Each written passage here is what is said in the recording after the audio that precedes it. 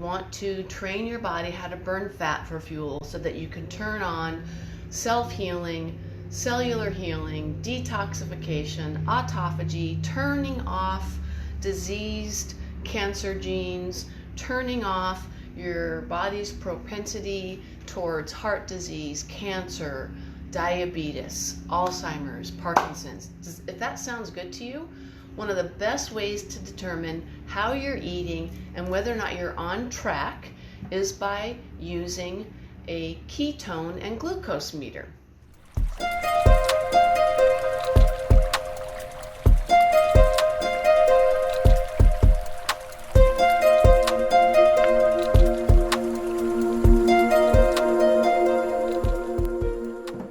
Hello, this is Dr. CJ Benkert with Pura Vida Wellness.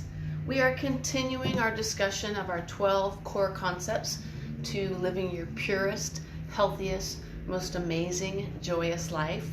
We are focusing this week on sugar burning versus fat burning.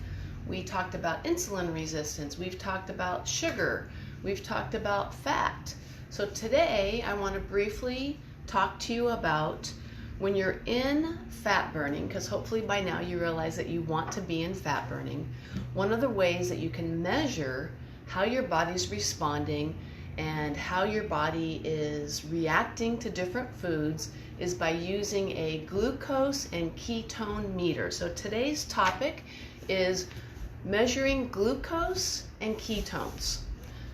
So when you're on this journey of health and healing and you want to train your body how to burn fat for fuel so that you can turn on self-healing, cellular healing, detoxification, autophagy, turning off diseased cancer genes, turning off your body's propensity towards heart disease, cancer, diabetes, Alzheimer's, Parkinson's. If that sounds good to you, one of the best ways to determine how you're eating and whether or not you're on track is by using a ketone and glucose meter. So there's lots of different ones out there. The one that I like, I've met the owner. It's the most affordable and one of the most accurate. It's called Keto Mojo, KetoMojo.com. Keto Mojo. Some of the older ketone meters, you're looking at about $4 a strip to be able to test your ketones, but the Keto Mojo is pretty affordable. It's typically around $1 for a glucose stick, and then approximately the same price for a ketone stick.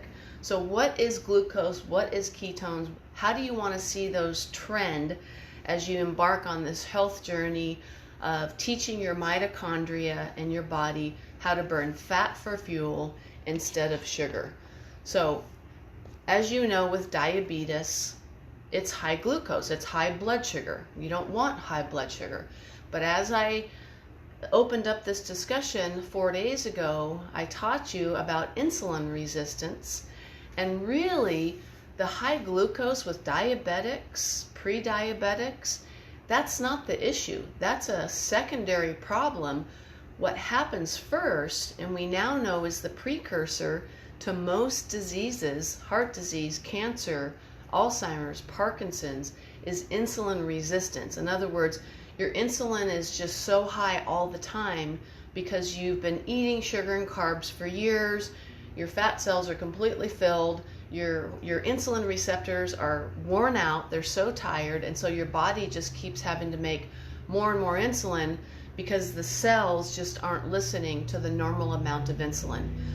So back up just a little bit before you even look at measuring glucose and ketones. Please, when you get your blood work done next, and I run foundational nutritional panels through LabCorp, ask to have insulin run, because that's what matters. That's gonna be high way before you become a diabetic.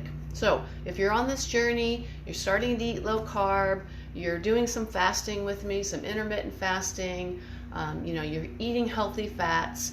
In order to measure your glucose and your ketones, rule of thumb, and I'm just going to make it very simple for today, it's just a very introductory discussion on the topic, is you want glucose to be low and you want ketones to be high. So as you're eating in a healthier way, lower carb, healthier fats, more vegetables, less toxins, less packaged processed food, you're going to see glucose go down. So normal healthy readings of glucose would be under 100. So like optimal glucose levels for a healthy person would be approximately between 80 and 100, and that's milligrams per deciliter.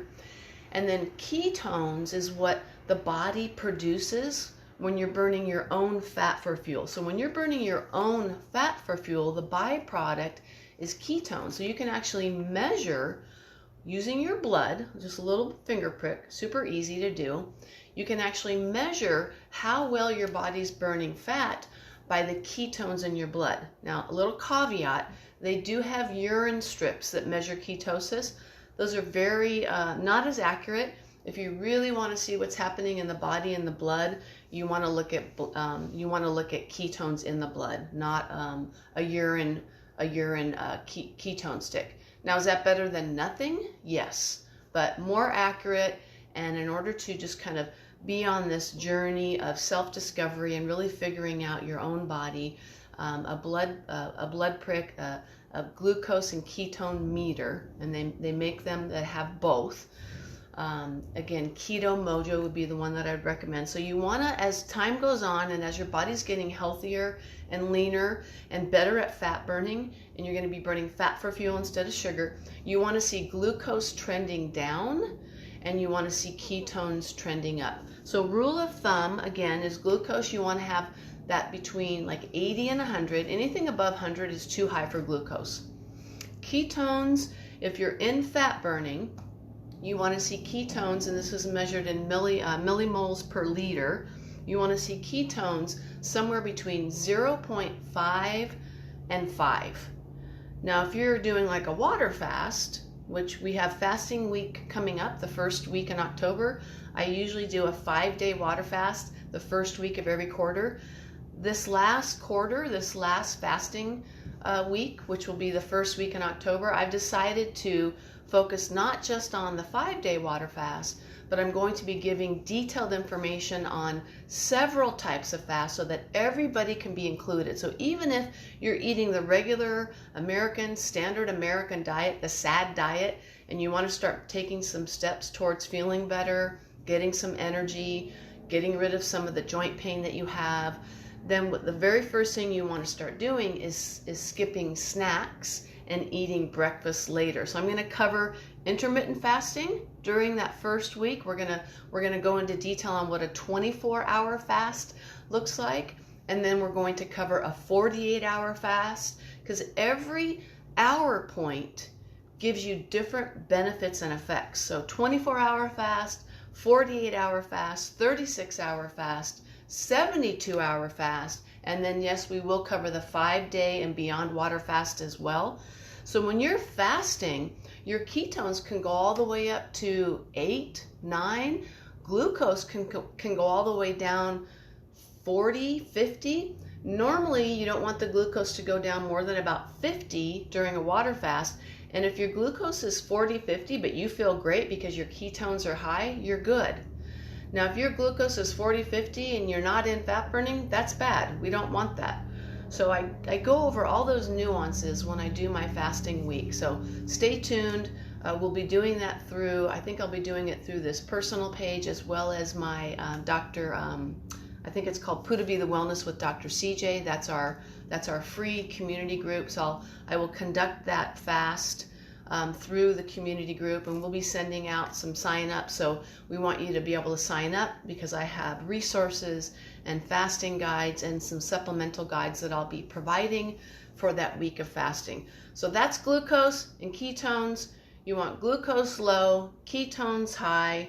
The best way to do that is to use your blood, a glucose and a ketone meter, and Keto Mojo, I'll type it in the comments, is the least expensive, the most accurate, and the company that I recommend if you want to be tracking this on a regular basis, just to make sure that you're doing the right things. Okay? All right, well, that's it for today. Tomorrow is Spirit Day Sunday, so you won't hear from me tomorrow. But Monday, I'll be back, and we're finishing up the discussion on sugar burning versus fat burning. Monday, I'm going to give a summary training on diabetes. And then Tuesday, we're going to end the sugar burning versus fat burning concept, talking about type 3 diabetes, which is Alzheimer's. So that's it for today.